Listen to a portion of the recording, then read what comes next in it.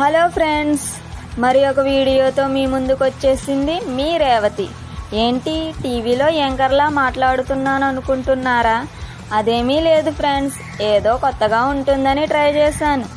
మా college name వచ్చేసి Netaji Subhash Chandrabose government ITI college Yanam. మా కాలేజీలో most handsome lecturer Anand sir.